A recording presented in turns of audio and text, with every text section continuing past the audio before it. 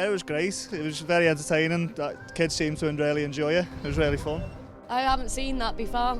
And with the Jurassic Park and stuff that's coming as well, and all the dinosaurs in Liverpool 1 and stuff, it was good and everyone was excited, and you delivered as well.